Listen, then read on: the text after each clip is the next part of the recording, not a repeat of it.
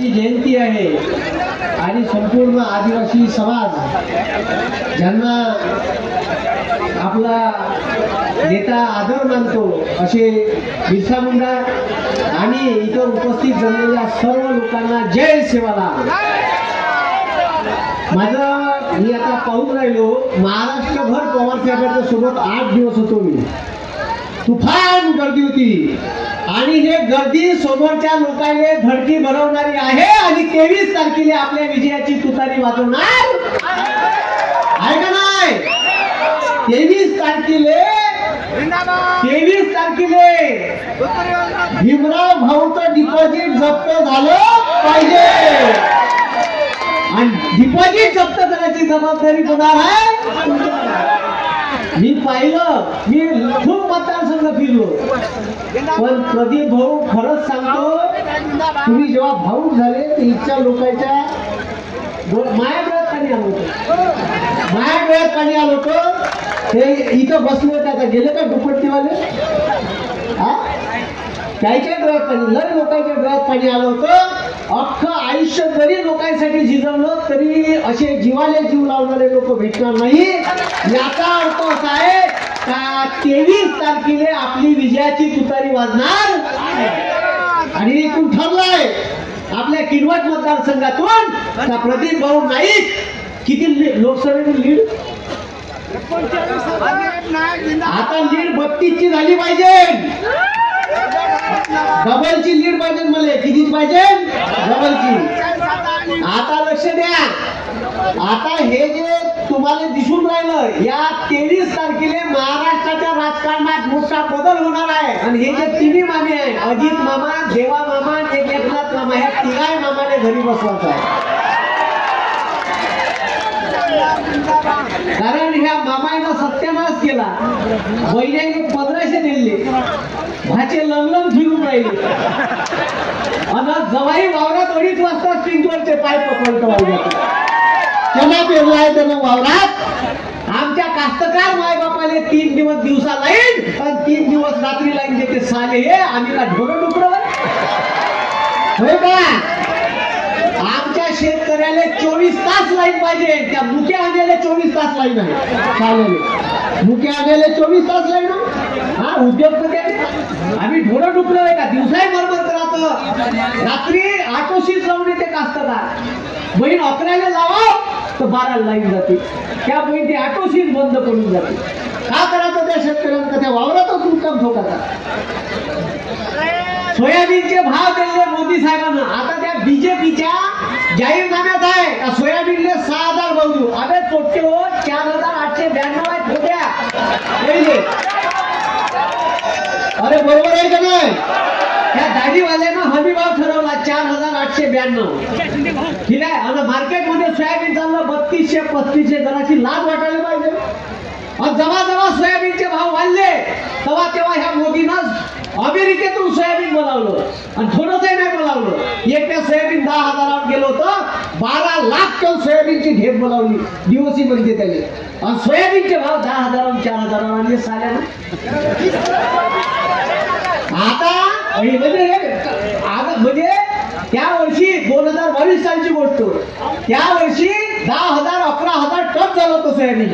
शेतकऱ्याची दिवाळी 2 घास सुटाचे गेले असते, हे हिसकावून घेतले साले। आता या वर्षी कापसाचे भाव वाढले असते, या वर्षी 100 लाख टन ऑलरेडी कापसाच्या गटाने शिल्लक आहे। 22 लाख टन कापसाच्या गटाने ऑस्ट्रेलिया, ब्राझील आणि दक्षिण आफ्रिकेतून बोलावलं साले। म्हणजे हे शेतकऱ्याच्या उरावर बसले आहे। एकव्या तुरीचे भाव 12,000 गेले तर इजिप्त वरून हकाटण्यासाठी तुरीची डाळ बोलावली, एवढी बोलावली तर 12,000ची तूर 4,000वर आली। नाफेडले कास्तकारांना नंबर लावला, देवेंद्र फडणवीस पत्रकार परिषद म्हणते का तुरीचा बारदाना खरेदी करायला बारदाना नाही, सिमेंटच्या रोडवर ट्रकनं झाला बारदाना। हे सत्य आहे का नाही? ते तुरीची डाळ कंट्रोलने भोगदार पडलेली, घुबड्यानं टोचलेली तुरीची डाळ 32 रुपये किलोने इकली साले। इकली का नाही इकली? हे कास्तकारासोबत कसे वागते बा? आणि म्हणते पवार साहेबांनी काय केलं म्हणते, अबे साहेब पवार साहेबांना 2009 साली या यवतमाळ जिल्ह्यात, नांदेड जिल्ह्यात, विदर्भात प्रचंड मोठ्या शेतकऱ्याच्या आत्महत्या होत्या कर्जामुळे, नापिकी होत होती, तेव्हा इथं भेट दिली, ही परिस्थिती पाहिली आणि तेव्हा भारताचे पंतप्रधान होते मनमोहन सिंग, संपूर्ण भारताच्या शेतकऱ्यावरचं 70,000 करोड रुपयाचं कर्ज 2009 माफ केलं होतं का नाही केलं होतं? हा, आणि ह्या गाडीवाल्यानं साल्यानं कोणाचं कर्ज माफ केलं? मुक्या अन्या जवाई नाही द्यायचा, एक फेवडानी आहे, त्याचं कर्ज माफ केलं. बरं किती करा? 3 लाख करोड रुपयाचं कर्ज माफ केलं. बंद्या भारतातल्या शेतकऱ्याचं 1 लाख करोड कर्ज असेल की साले म्हणते शेतकऱ्याचं कर्ज माफ करायला पैसे नाही मिळते. हा, याने लाडक्या बहिणीला का म्हणे डायरीवाला 2014 मी पंतप्रधान झालो तर स्विस बँकेतून ब्लॅक मनी लाईन आणि 100 दिवसात भटके आणले, 1 रुपया नाही आला साहेब. आणले का? आणि आणल्यावर म्हणजे प्रत्येकाच्या अकाउंटवर 15 लाख टाकीन. आमच्या लाडक्या बहिणीले 15 लाखावर 1500 आणलं. लोकसभेत झाली मताची कडकी म्हणून देवा भाऊले बहीण झाली लाडकी. आणि बरं लाडकी बहीण योजना कोण जाहीर केली महाराष्ट्रात माहित आहे का? ज्यानं स्वतःची लाडकी बायको लाडक्या बहिणीच्या विरोधात उभी केली होती. बरोबर आहे का नाही? म्हणजे बहीण कवा आठवली गेली आहे? लोकसभेत गप्पा बसला 31 सीटचा, तेव्हा यायला लाडकी बहीण आठवली, तोपर्यंत आठवली. मग आता यायचे पैसे, बहिणीचे पैसे कवा काढून घेईन हे सरकार? बहिणी थांबा, तुमचे पैसे कसे काढून घ्या ऐकून घ्या. ठीक आहे, मगापासून थांबून आहे. सभेला बराच उशीर झाला, सभा 11-12चाच वेळ होता, आता 3 वाजून राहिले. आता तिथं बहिणीचे पैसे कसे काढून घेईन त्याचं उदाहरण मी सांगतो. आता हे बरोबर निवडणूक आली का अशा योजना आणते का पैशात लोकांचे मत विकत घेता येते का काय हे चेक करते. आणि हे आपल्याला वारंवार चेक करतात. हे लक्षात ठेवा, या भारतात SC ST OBC या बहुजनावर हे सरकार बनवत असते, केंद्रातलं बनव का राज्याचं बनव. आणि हे चेक करते का तुम्ही बयाळ आहे का. त्या दाढीवाल्यानं तुम्हाला 2 वेळा चेक केलं कोरोनात, हे साले बयाळ आहे का आपण चेक करू. आणि तुम्हाला चेक केलं, पहिली लाट आली कोरोनाची, का म्हणजे तो माहित आहे? तुमच्या घरचे तुम्ही लाईट बंद करा आणि दिवे लावा. साऱ्या बयाडायनं लावले, पुरे बयाड सारे लावले. माझ्या गावात मी एकटा होतो का त्या दिवे नाही लावले. माय नाही रोज 1 तुळशी पुढे दिवा लावते, दिवे सांगा लागत नाही, साऱ्यानं लावले. तरी दुसरी लाट आली का नाही उडा. इथं कोणी नसेल का ज्याच्या जवळचं बहीण, आई, बायको, ठीक आहे, कोणाचा नवरा, कोणाचा आजी आजोबा, कोणाचा मित्र याच्यापैकी दुसऱ्या लाटेत गेलं नसेल. गेले ना.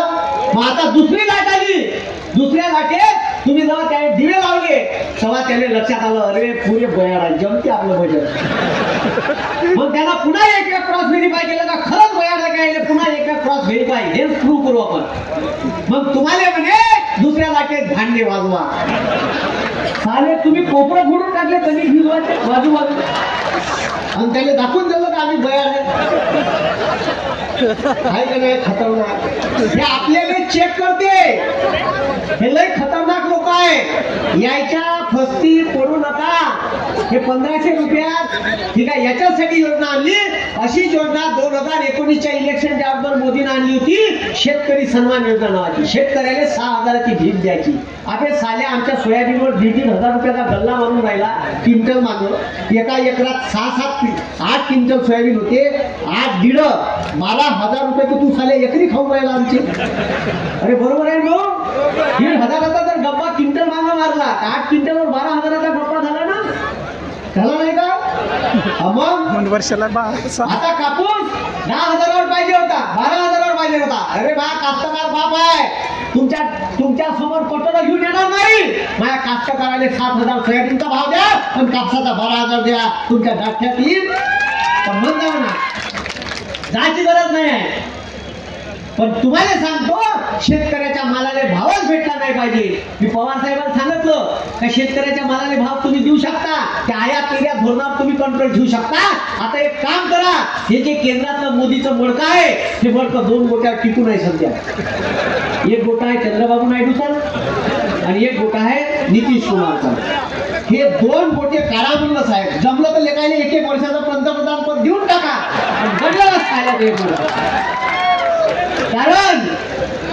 कारण ठोक जोपर्यंत देत आहे तोपर्यंत आपल्याला हे हमी भाव, कारण ते हमी भाव कंट्रोल ठेवायचा आहे, आयात निर्यातीवर कंट्रोल ठेवायला.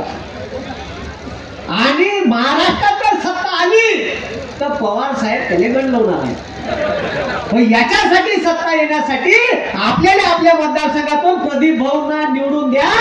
आणि तुमच्या मतदारसंघात अजून जास्त फंड पाहिजे असेल, अजून जास्त विकास कामं करायची असेल तर तुमच्या आता मतदारसंघात लाल दिवा, तो लाल दिवा आता भेटू शकते. तुम्ही फक्त प्रदीप भाऊ नाईकांना निवडून द्या, एवढी कृपा मात्र करा.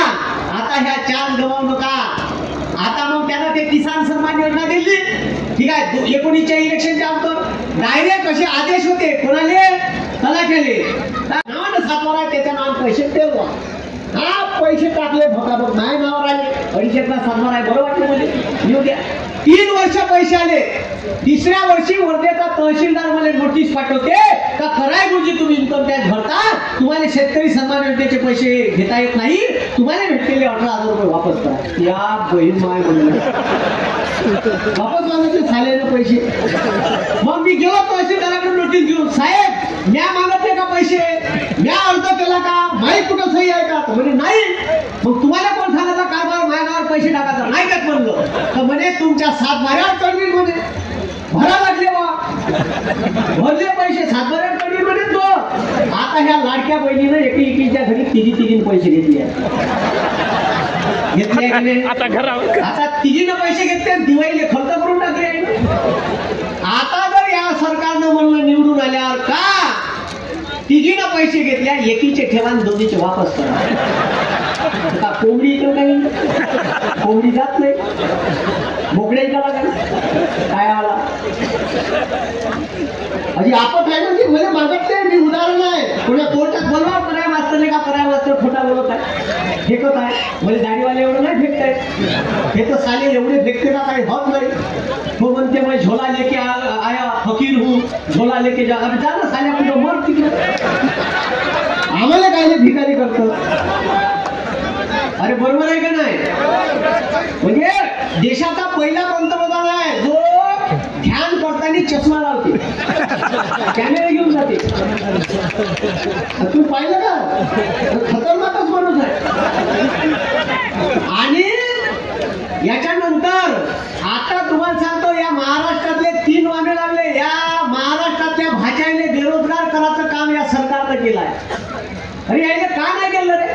पवार साहेबांना स्वतःच्या पोरीला मुख्यमंत्री केलं असतं, पण पुतण्याने आमदारकीपासून महाराष्ट्राच्या उपमुख्यापर्यंत नेलं का नाही? नेलं का नाही?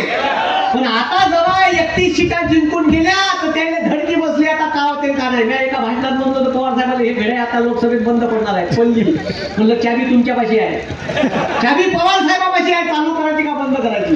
आता साहेबांनी सांगितलं विधानसभा झाली का ते भेड्या कोणी हातात घालायला तयार नाही, तिच्या 10 वाजून 10 मिनिट झाले आहे, एखाद्या एपीएमसी तिचा लिलाव करून टाकावा भेड्याचा.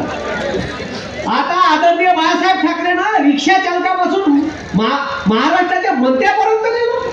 अजून का द्यावी?